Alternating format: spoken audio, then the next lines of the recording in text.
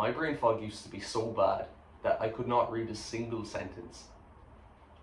I took hours to do homework that should have taken minutes to do, and I was just drifting through life as an unfocused mess of tiredness and random thoughts. But right now I have complete mental clarity. I can focus for hours straight. I've spent 3.5 hours in a flow state. I brought my grades from 50% to 91% in 5 months. That's 2 years of work in 5 months.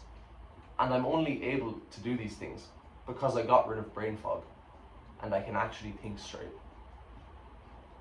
And there's one thing I'm going to talk about in this video. And if you're doing it wrong, I guarantee you will have at least a bit of brain fog, if not worse. So if you want my help to get rid of brain fog as somebody who has actually gotten rid of it, who knows what works and what doesn't, and has helped other people get rid of brain fog, you can add me on Discord and we'll talk. My username is oldriver540, no spaces, no capitals. You can add me from the top in the description.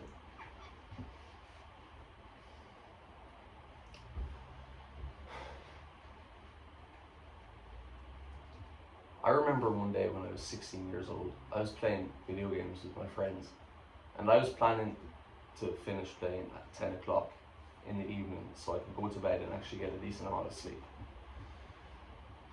And 10 o'clock came around and we were loaded into another game, and I was like, you know what, we're already loaded in, we're already about to start, I'll just play one more.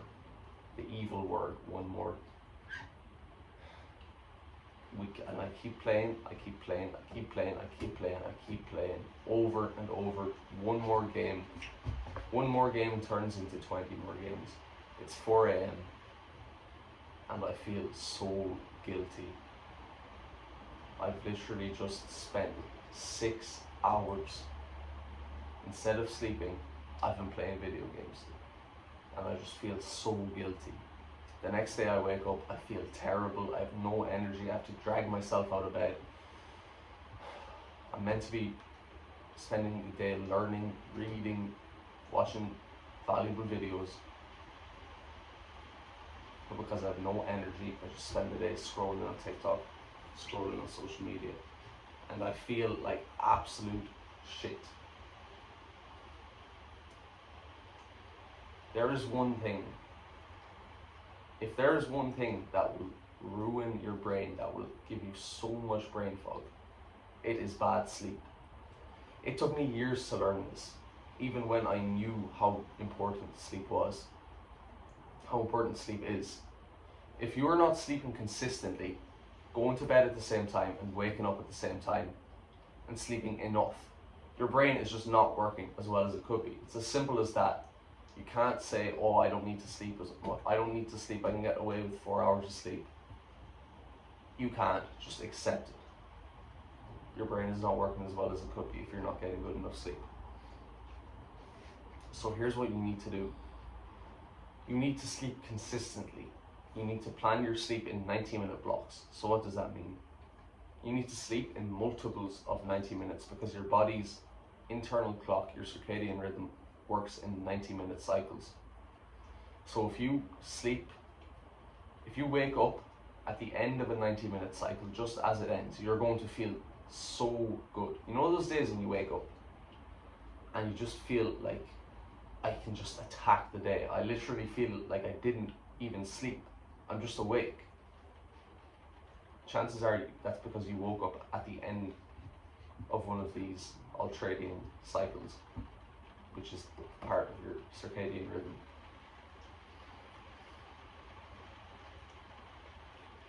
Another thing that I started doing in the last 6 months or so, just to help myself fall asleep, is I made a nighttime routine. So a lot of people have a morning routine that they go through to help them start the day, to help them get into their work or whatever they do.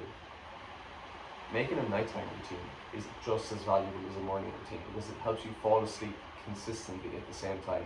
So about 45 minutes before I go to sleep, I start my nighttime routine. I just brush my teeth, set up whatever I need to set up for the next day, and go to bed and read.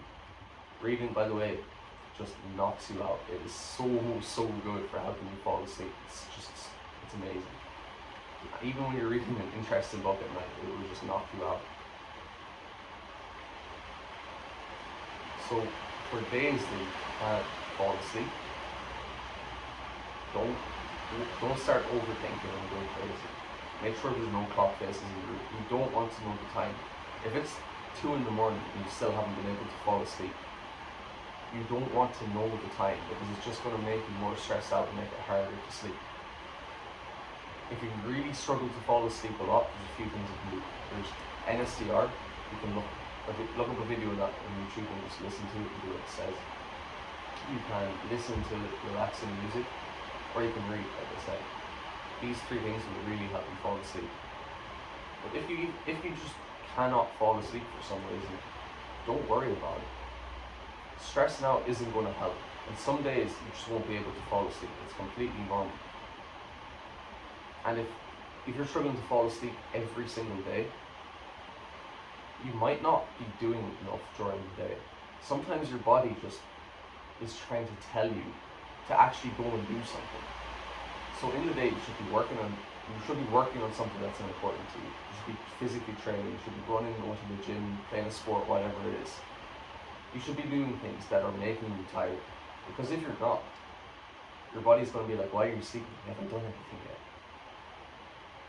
Because it just knows that you have to do things. I remember one day, well actually a period of a few months, I had chosen that my bedtime would be 10 o'clock just because it fit my schedule. It just worked really well. I liked that bedtime. But for a few months, when I was 16 or 17, I was staying on FaceTime from like 9:30 to 10, half 10, 11. And for these few months, my brain was not working at all. I remember going to school, it was just like an hour later, but because it was so inconsistent, it just didn't fit my schedule right. It didn't fit the 90-minute cycles because I was still waking up at the same time. I remember going to school the next day after every one of these, and I just feel groggy. I would really struggle to focus, barely concentrate, and it was just a terrible experience, and it was not worth the FaceTime calls at all because it just made my life worse. So you might have a certain thing, it might be video games, it might be watching YouTube, where you just do it and you end up staying past your bedtime. So this is really good. This is why the nighttime routine is really good. It just cuts out these things. Another thing, by the way, it's really important to do is to make sure you're not going on screens, you're not going on your phone, on your laptop within about an hour of going to sleep, because light, for me, I might just be really sensitive to it, but light makes it so hard for me to fall asleep.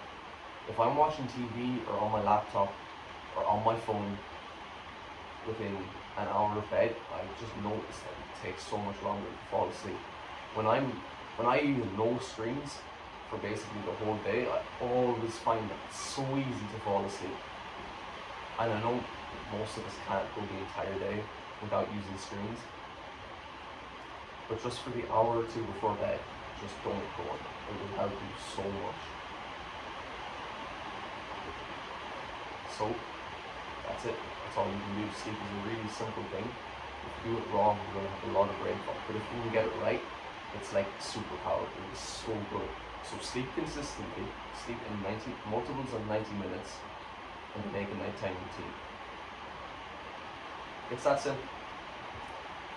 So if you want my help to get rid of brain fog, if you're really struggling with it, you've tried everything, just can't seem to get rid of it, you can't seem to focus, you just have no mental clarity, you can add me in Discord and we'll talk.